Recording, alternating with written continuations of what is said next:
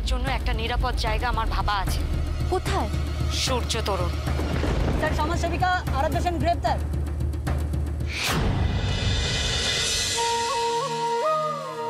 আজ থেকে আমি তোমার দিদি আর চারুলতা হলাম।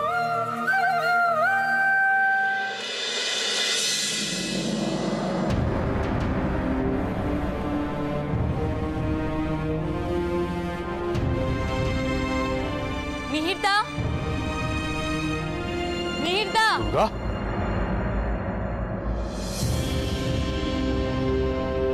চারু,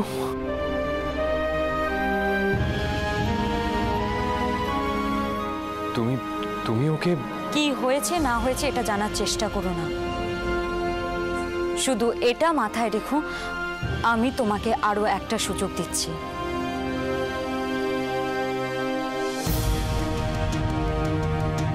আমি আমার দিদিয়াকে তোমার হাতে আরো একবার তুলে দিচ্ছি। এবার অন্তত ঠিকমতো নিজের দায়িত্বটা পালন করো। বৌমনি,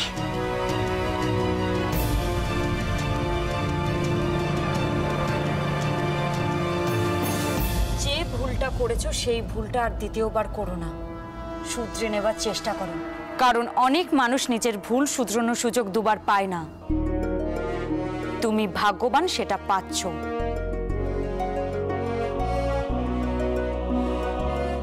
তবে এবার যদি আমার দিদি আর কিছু হয় তাহলে আজ আমি সবার সামনে দাঁড়িয়ে বলে যাচ্ছি, এই সূর্য তরুণ আমি জ্বালিয়ে শেষ করে দিয়ে যাব।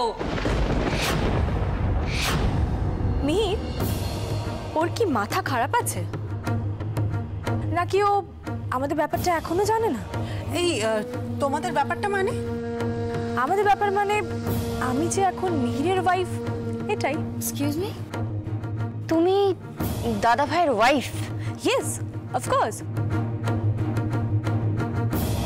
চারুলতা মারা গেছে, এটা প্রুভড। কে বলেছে ও আমার দিদিয়া নয়? কে বলেছে মানে? সবাই জানে, ইভেন ও নিজের মুখে বলেছে। তাই? আরে দিদিয়া, তুই বলেছিস এরকম কথা? আমি এমন অনেক কিছুই বলেছি যেটা আমায় বলতে বলা হয়েছিল। আমাদের বিশ্বাসটাই সত্যি হলো, এটাই আমাদের বৌমনি। ওই আমার দিদিয়া। বাকি যে যা বলুক উত্তর সময় দেবে। এটা করে কোনো লাভ হবে না দুর্গা, আর তুমি কেন এসব কিছু করছো আমি খুব ভালো করে বুঝতে পারছি। এই দাঁড়ো দাঁড়ো, দেখো এটা তো অলরেডি প্রুভড যে ওই চারু, সেটা তো কোর্টে প্রমাণিত হয়ে গেছে। আর তুমি তো সেদিন কোর্টে ছিলে। আর আমার দিদিয়া না থাকলে তুমি নিজেকে মিহিরদার ওয়াইফ বলছো, তাহলে ও কে? একজন স্ত্রী বেঁচে থাকতে মিহিরদা দ্বিতীয়বার বিয়ে করতে পারে না, আর যদি করেও থাকে সেটা শাস্তিযোগ্য অপরাধ। মিহির, তুমি কিছু বলো। এ ব্যাপারে তোমাকে একটাই কথা বলতে পারি গুঞ্জন, তুমি বাবার সাথে কথা বলো। মানে? বাবার ডিসিশনের ওপর সবকিছু নির্ভর করছে। যতক্ষণ না বাবা কোনো সিদ্ধান্ত নিচ্ছে ততক্ষণ ওই আমার চারু।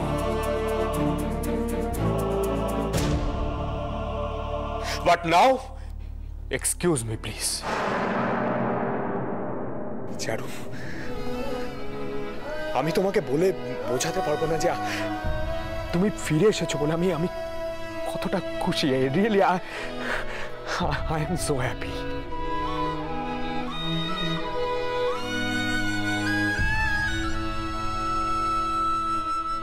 কিন্তু দুর্গা একটা প্রসঙ্গ তোলেনি।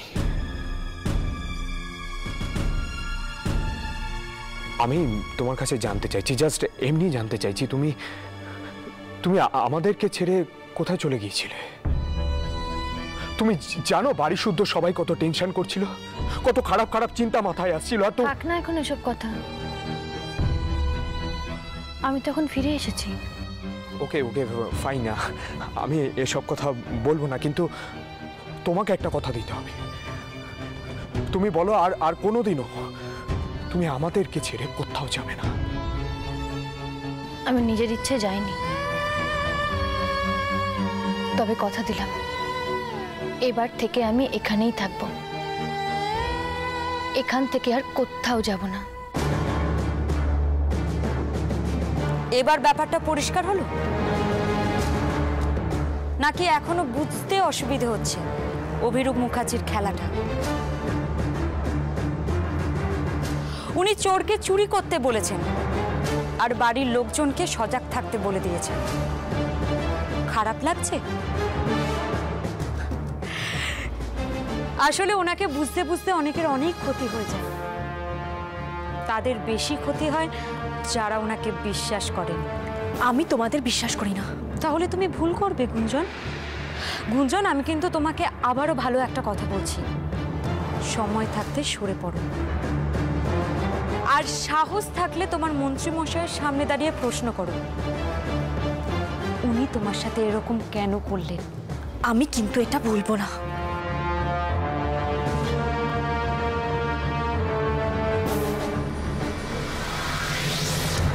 আরাধ্যা সেন কে তোমার জানা নেই? সে শুধু একজন রেপুটেড সমাজসেবিকা নয়, আমার পার্টির মেম্বার। স্যার আপনি একটু মাথা ঠান্ডা করে বসুন, তারপর। আমার ধৈর্যের পরীক্ষা নিও না অফিসার। অভি, এটা থানা মাথায় রেখো। আমার মাথায় আছে এটা থানা, এর বাপের জমিদারি নয়।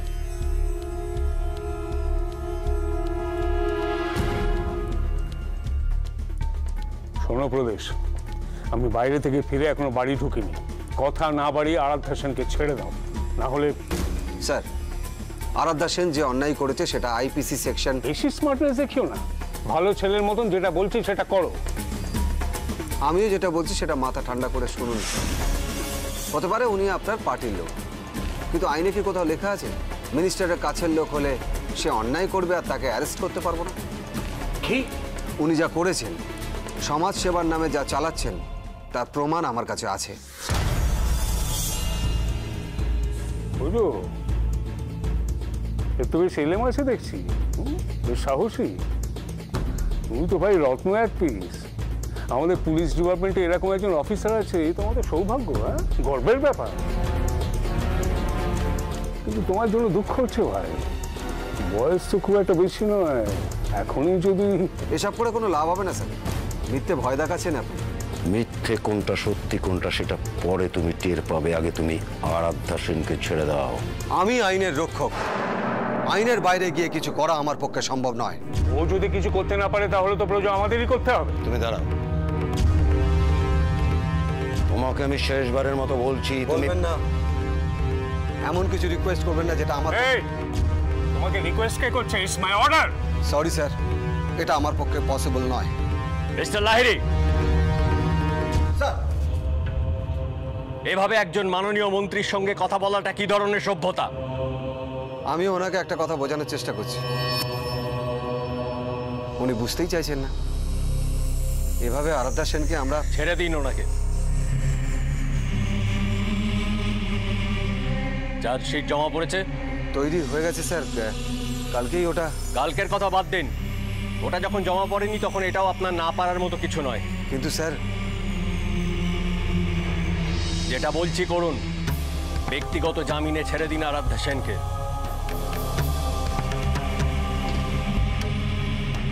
কি অসম্ভব সম্ভব হলো তো? এখন হাঁ করে দাঁড়িয়ে থেকে কোনো লাভ নেই। কিন্তু স্যার, ওনার হয়ে ব্যক্তিগত জামিন আমি দিচ্ছি। হয়ে গেল, পেপারস বার করুন। Quick quick quick. একটা ছোট কাজের জন্য আমাকে ছুটে আসতে হয়। স্যার, ব্যাপারটা কিন্তু ঠিক হচ্ছে না। আপনি এভাবে। পেন আছে তো?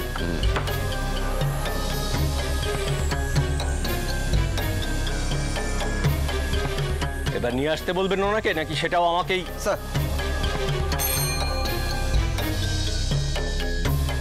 আরাধ্যা সেনকে নিয়ে আসুন, যান। শুধু শুধু বাড়ি না এসে এখানে ছুটে এলে। আমাকে ফোন করলে আমি তো আগেই। অ্যারেস্টটাই তো তোমার আটকানো উচিত ছিল। ডিপার্টমেন্টের ভেতরটা ঠিক করো। একটা চুনোপুটি অফিসার যা ইচ্ছে তাই করে বেড়াচ্ছে, এটা তো ঠিক না। স্যার,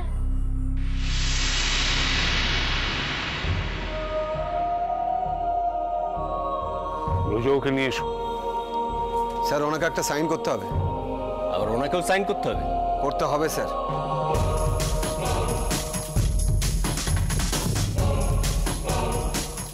নিন ম্যাডাম, করে দিন। বিশ্বকর্মা পুজোর দিন এত কিছু ভালো লাগে?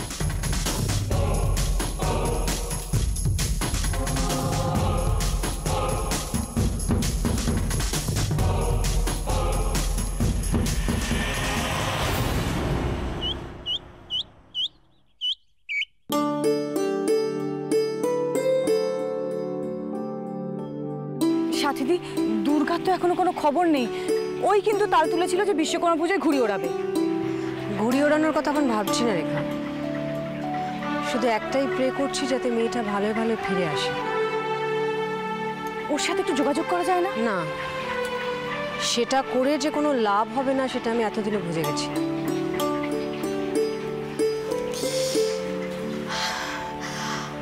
আসলে কি জানো রেখা, সারা জীবন তো শুধু খারাপটাই ভেবেছি, আজকে আর খারাপ কিছু ভাবতে ইচ্ছে করছে না।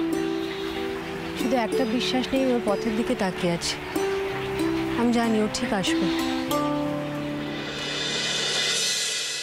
আরে দুর্গা এসছে! দুর্গা!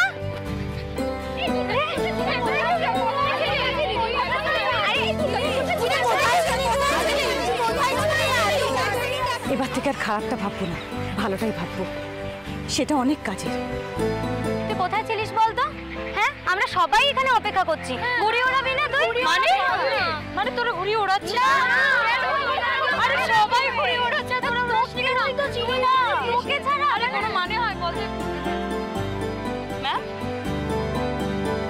ম্যাম, এতক্ষণ এদিকটা হাওয়ার অভাব ছিল, এবার তুমি এসে গেছো তো দেখো কত ঘুড়ি ওড়ে আকাশে। এই তোমরা দুর্গাকে নিয়ে যাও ঘুড়ি ওড়ানোর জন্য। যা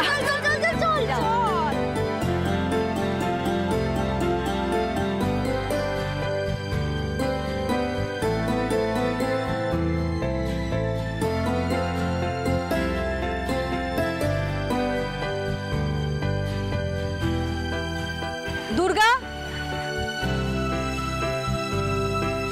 মা, হ্যাঁ হ্যাঁ রে, হ্যাঁ এত সুন্দর সুন্দর সব ঘুড়ি লাঠায় ঘুড়ি ওড়াচ্ছিস না কেন?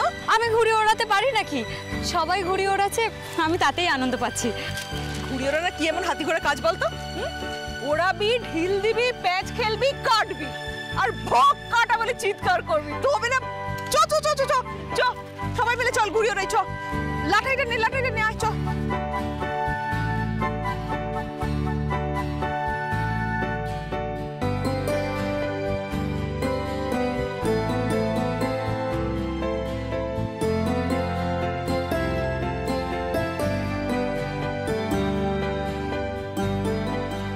হ্যাঁ হ্যাঁ, চলে আসুন। এই তো সবাই ঘুড়ি ওড়াচ্ছে, খুব আনন্দ করছে। হ্যাঁ চলে আসুন তাড়াতাড়ি। ম্যাম, আপনি কাউকে ডাকলেন? কি করো বলো তো, সবাই ঘুড়ি ওড়াচ্ছে, মজা করছে, তুমি এখানে কি করছো? তোকে নিয়ে পারা গেল না আর। এসো এসো এসো।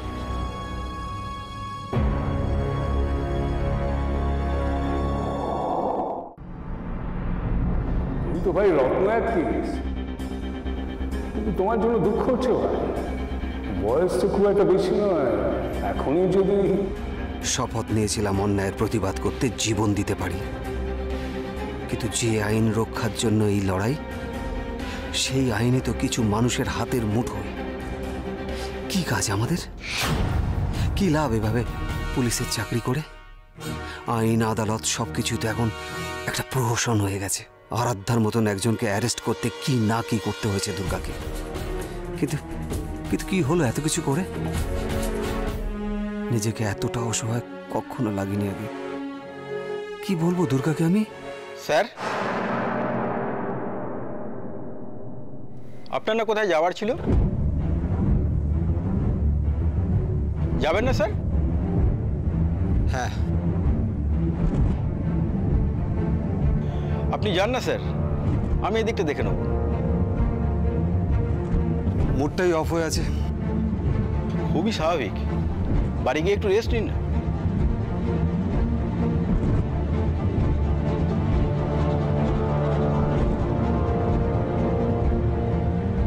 না, বাড়ি যাব না, অন্য কোথাও যাব। কোথায় স্যার? Home ministry. আমি আসছি।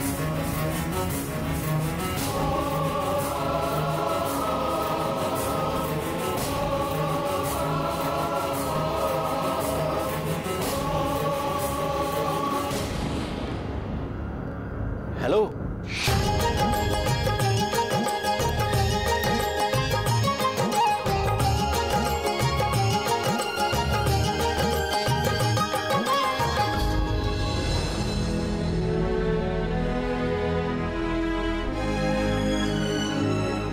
সাথীদি, দুর্গাকে দেখো, সবার মাঝখানে কেমন একা একা বসে আছে।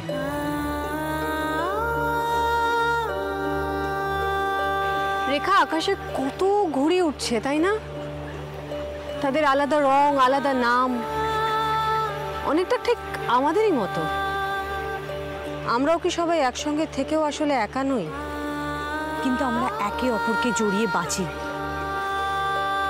দুর্গাও আমাদের সবাইকে জড়িয়েই বেঁচে আছে, কিন্তু ওর আকাশটা যে একেবারে আলাদা।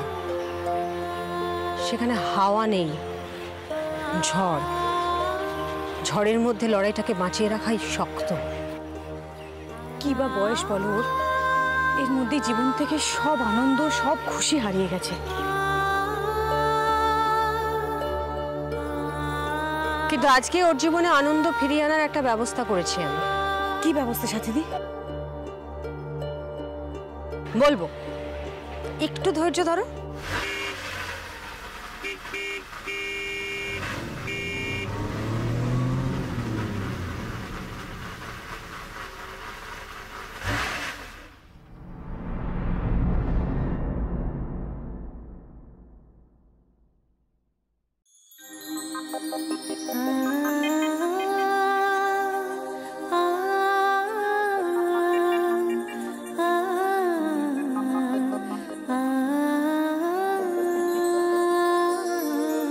দিদিয়া,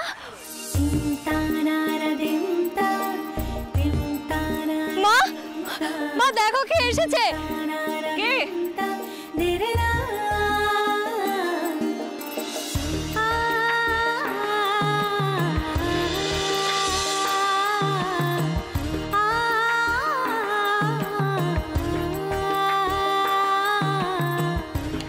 এটা কিন্তু সত্যি সারপ্রাইজ সাথীদি।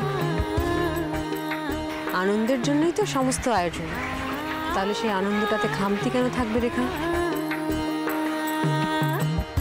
দিদিয়া, দিদিয়া তোরা? বৌমনি এক্ষুনি বলবে যে তুমি এসছো ঠিক আছে, কিন্তু আমরা কেন এসছি? তুমি বলে দাও তো যে আমরাও এখানে ইনভাইটেড। ম্যাডাম আমাদের ইনভাইট করেছে।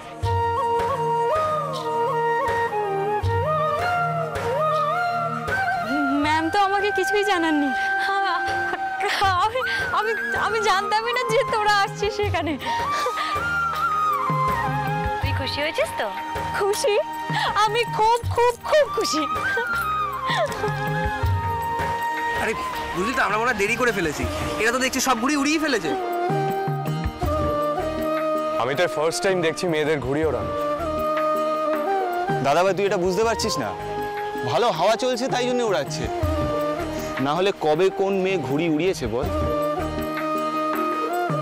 হাওয়া থাকলেই বুঝি ঘুড়ি ওড়ে? দুর্গা, ওদের কথায় পাত্তা দিও না তো।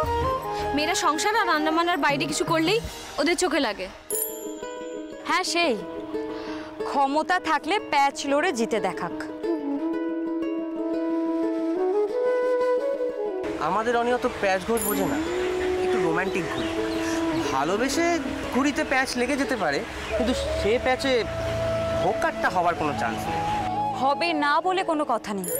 হ্যাঁ, আমি ঘুড়ি ওড়াতে পারি না, কিন্তু ওভার কনফিডেন্সটা ভাঙতে পারি। এই, তোরা কি এখানে দাঁড়িয়ে দাঁড়িয়ে কথাই বলে যাবি নাকি ঘুড়ি ওড়াবি? হ্যাঁ, ওড়াবো তো মাসিমা, আর ঘুড়ি ওড়াবো বলেই তো এসছি। তো চলো ঘুড়ি ওড়াবে, চলো। তবে হ্যাঁ, যাই করো এখান থেকে খেয়ে দে, তবে তোমরা বাড়ি যাবে, কিন্তু মনে থাকে জানো। এই দিদিয়া, মা জানিস আজকে রান্না করেছে, সেই গরম ভাতে মাংসের ঝোল দিয়ে আলু মেখে। দেখেছিস চারু, দেখেছিস? এত বড় হয়েছে এখনো শুধু হ্যাংলামি। মা, আর তুমি আমাকে হ্যাংলা বললে? না, বলবো না। তোমার এই মাংস রান্না শুনে দিদিয়ার মুখে জল আসেনি? দেখো দেখো, জল জল এসেছে। আচ্ছা আচ্ছা, ঠিক আছে, আমি জানি দুজনেই মাংস ভাত খেতে ভালোবাসিস, আমি জানি। পাগলি একদম।